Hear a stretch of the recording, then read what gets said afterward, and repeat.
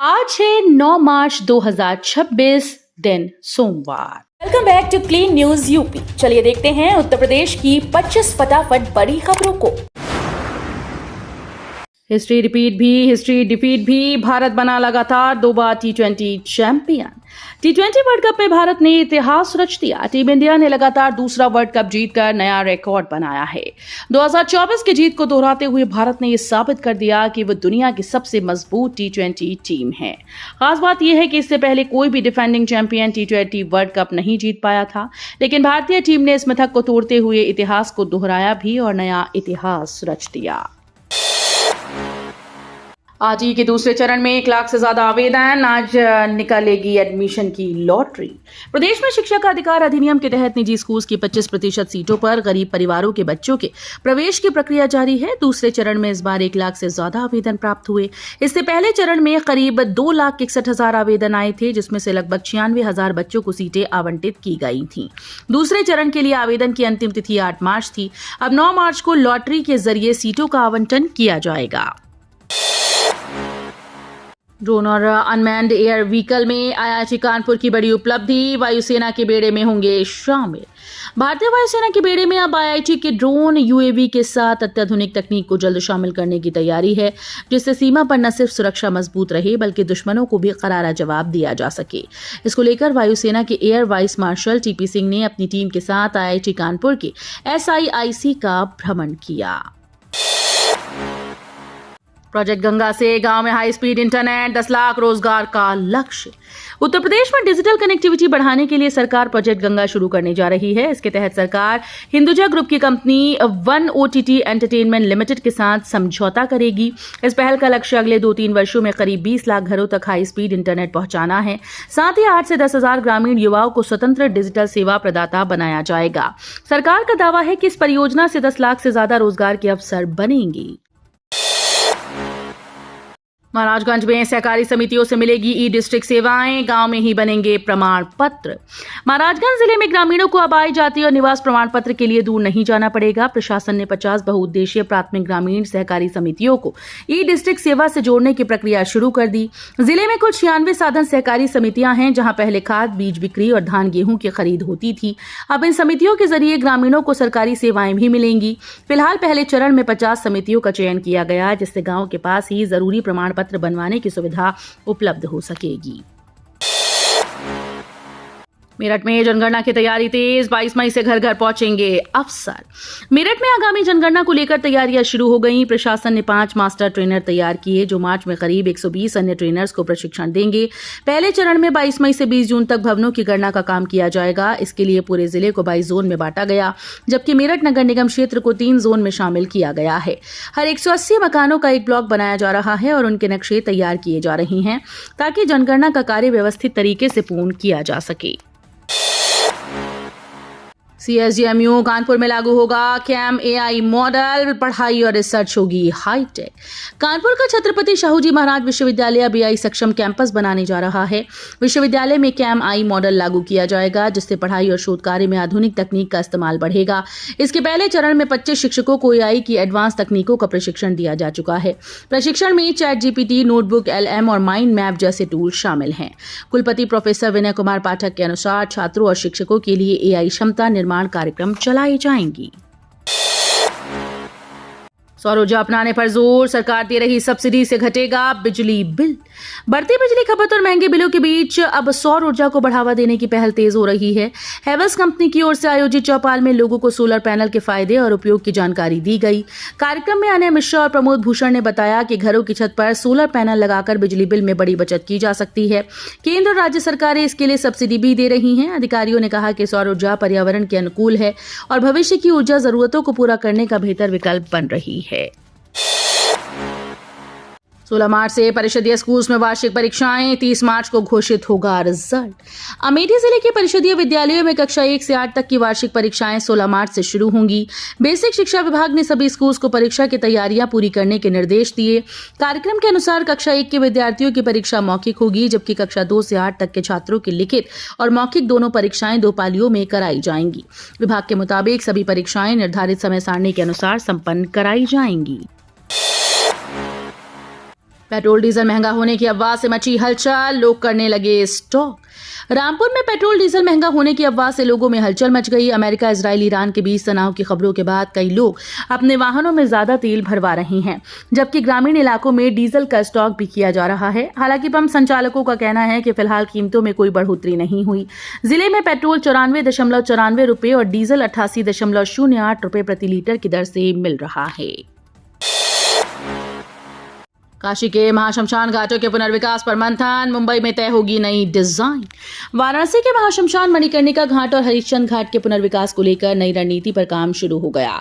Chimney की ऊंचाई बढ़ाने, शवदाह प्लेटफॉर्म की संख्या बढ़ाने और बिना तोड़फोड़ के कार्य पूरा करने जैसे मुद्दों पर विशेषज्ञों से राय ली जा रही है। इस संबंध में अगली अहम तकनीकी बैठक मुंबई में होगी, जहां नई डिजाइन पर अंतिम फैसला लिया जाएगा। योजना के तहत घाटों पर आधुनिक सुविधाएं विकसित कर अंतिम संस्कार व्यवस्था को बेहतर बनाने की तैयारी की जा रही है। राहत योजना खत्म, अब 6.25 लाख बिजली उपभोक्ताओं पर कार्रवाई की तैयारी। देवीपाटन जोन में बिजली बिल वसूली को लेकर अब बिजली विभाग सख्त हो गया। राहत योजना खत्म होते ही करीब 6.25 लाख बकायेदार उपभोक्ताओं के खिलाफ कार्रवाई की तैयारी शुरू कर दी गई। विभाग ने पहले उपभोक्ताओं को सरचार्ज में पूरी छूट और मूल बिल में रियायत देकर बकाया जमा करने का मौका दिया था। इसके बावजूद बड़ी संख्या में लोगों ने योजना में पंजीकरण नहीं कराया। जल जीवन मिशन में गांव में पहुंचा नल का पानी, 2.25 लाख घरों को मिला कनेक्शन। उत्तर प्रदेश में जल जीवन मिशन के तहत गांव में हर घर तक नल से जल पहुंचाने का अभियान तेजी से आगे बढ़ रहा है। राजधानी लखनऊ के गोसाईगंज क्षेत्र के हुसैनाबाद दूल्हापुर गांव से प्रदेश व्यापी जल महोत्सव कार्यक्रम की शुरुआत की गई। यह अभियान 22 मार्च तक प्रदेश के उन 22,000 गाँव में चलाया जाएगा, जहाँ हर घर तक पानी का कनेक्शन पहुंच चुका है। कार्यक्रम के दौरान मोहनलालगंज के विधायक अमरीश कुमार ने जल कलश ग्राम प्रधान को सौंपते हुए गाँव में जलापूर्ति की जिम्मेदारी औपचारिक रूप से ग्राम पंचायत को सौंप दी। महिला दिवस पर सीएम योगी की बड़ी घोषणाएं, मेधावी बेटियों को स्कूटी और मिशन शक्ति का नया चरण। अंतर्राष्ट्रीय महिला दिवस के मौके पर योगी ने बेटियों और महिलाओं के सशक्तिकरण को लेकर बड़ी घोषणाएं की। उन्होंने बताया कि जल्द ही लक्ष्मीबाई स्कूटी योजना शुरू होगी, जिसके तहत स्नातक और परास्नातक के अंतिम वर्ष में पढ़ने वाली मेधावी छात्राओं को स्कूटी दी जाएगी। वहीं नवरात्रि से मिशन शक्ति का नया चरण भी शुरू किया जाएगा, जिसकी थीम सुरक्षा, सम्मान और स्वावलंबन होगी। लखनऊ में 11-12 मार्च को ट्रैफिक डायवर्जन, कई रास्तों पर वाहनों की एंट्री बंद। राजधानी लखनऊ के पुराने शहर में 21वीं रमजान के ऐतिहासिक ताबूत जुलूस को देखते हुए 11 और 12 मार्च को ट्रैफिक व्यवस्था में बड़ा बदलाव किया गया। जुलूस रोजाए नजद रुस्तम नगर से निकलकर करबला ताल कटोला तक जाएगा।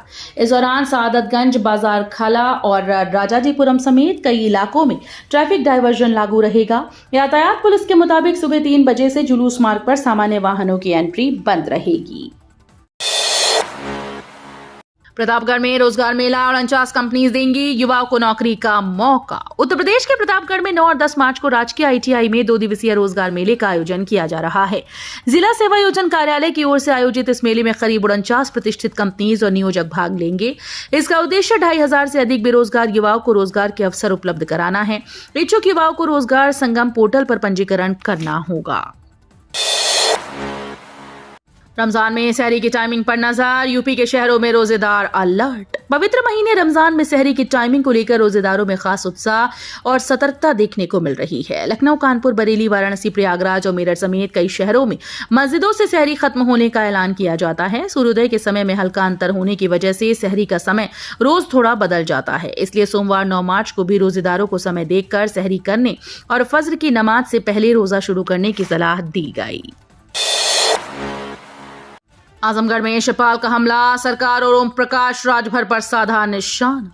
शिवपाल सिंह यादव ने आजमगढ़ में प्रदेश सरकार पर तीखा हमला बोला। उन्होंने कहा कि स्वामी अविमुक्तेश्वरानंद सरस्वती पर सरकार के इशारे पर झूठा मुकदमा दर्ज कराया गया और उन्हें न्यायालय से न्याय मिलने की उम्मीद है। वहीं ओम प्रकाश राजभर के बयान पर तंज कसते हुए शिवपाल ने कहा कि छोटे स्तर के लोगों का जवाब देना उचित नहीं, जनता ही चुनाव में जवाब देगी। उन्नाव पहुंची गो प्रतिष्ठा धर्मयुद्ध यात्रा, स्वामी अविमुक्तेश्वरानंद ने सख्त कानून की मांग उठाई। स्वामी अविमुक्तेश्वरानंद सरस्वती की गौ प्रतिष्ठा धर्मयुद्ध यात्रा उन्नाव पहुंची, जहां साधु संतों और श्रद्धालुओं ने उनका भव्य स्वागत किया। मीडिया से बातचीत में उन्होंने कहा कि ये यात्रा गौ माता की रक्षा और सनातन धर्म के संरक्षण के लिए निकाली जा रही है। उन्होंने सरकार से गौ संरक्षण के लिए सख्त कानून बनाने की मांग भी की। यात्रा के दौरान श्री रामलीला मैदान में स्वागत कार्यक्रम आयोजित किया गया। महिला रेल कर्मियों के लिए शाइन मॉड्यूल लॉन्च, मोबाइल से कर सकेंगी यौन उत्पीड़न की शिकायत।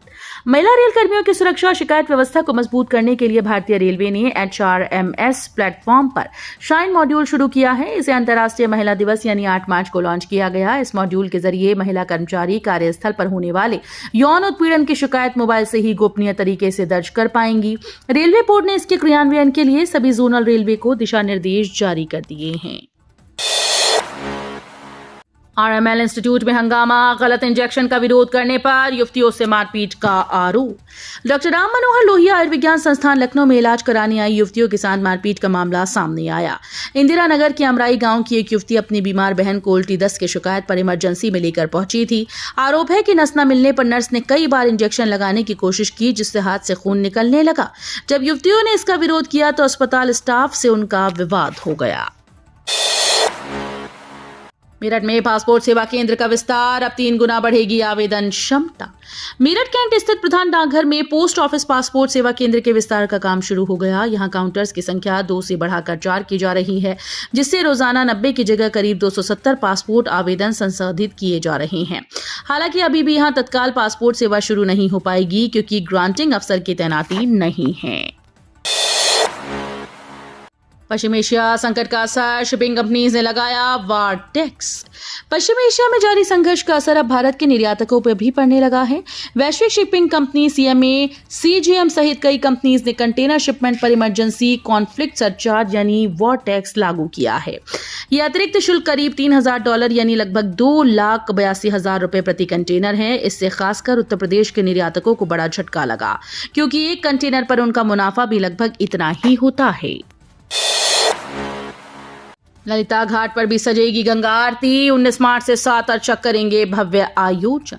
काशी में अब श्रद्धालु ललिता घाट पर भी भव्य गंगा आरती का दर्शन कर सकेंगे। श्री काशी विश्वनाथ मंदिर ट्रस्ट ने हिंदू नववर्ष के पहले दिन 19 मार्च से यहां रोजाना गंगा आरती शुरू करने का निर्णय लिया। शाम 6:45 पर शुरू होने वाली यह आरती करीब 45 मिनट तक चलेगी, जिसमें 7 अर्चक विधिवत पूजा अर्चना करेंगे। आरती की व्यवस्था नमो घाट की तर्ज पर की जाएगी। खाड़ी संकट का असर, नोएडा ग्रेटर नोएडा में कई पेट्रोल पंपों पर खत्म हुआ ईंधन। खाड़ी देशों में जारी तनाव का असर अब नोएडा, ग्रेटर नोएडा और गाजियाबाद में भी दिखने लगा है। रविवार को कई पेट्रोल पंपों पर ईंधन की सप्लाई नहीं पहुंचने से पेट्रोल खत्म हो गया, जिससे लोगों को काफी परेशानी का सामना करना पड़ा। पंप संचालकों ने तेल कंपनी से संपर्क किया तो सोमवार तक ईंधन की गाड़ियां पहुंचने का भरोसा दिया गया। वहीं जिला आपूर्ति विभाग का कहना है कि ईंधन की कोई कमी नहीं है, लेकिन ट्रांसपोर्ट में दिक्कत आने की वजह से सप्लाई प्रभावित हो सकती है। अखिलेश का मोदी पर हमला, कहा विदेशी तय कर रहे हैं हमारी विदेश नीति, उठाया शंकराचार्य का मुद्दा। सपा अध्यक्ष अखिलेश यादव ने कहा कि हमारी विदेश नीति पहली बार विदेशी तय कर रहे हैं। भाजपा ने हमारी परंपरागत गुट निरपेक्षता की विदेश नीति को तिलांजलि देकर आत्मनिर्भरता व संप्रभुता के साथ समझौता किया है। अखिलेश ने रविवार को लखनऊ के जानकीपुरम में आयोजित एक कार्यक्रम में शामिल होने के बाद मीडिया से कहा कि भाजपा हर सच्ची चीज और सच्चे लोगों से घबराती है। तो ये थी आज की 25 फटाफट बड़ी खबरें। अगर आपको न्यूज पसंद आई हो तो वीडियो को लाइक और शेयर जरूर करें। धन्यवाद।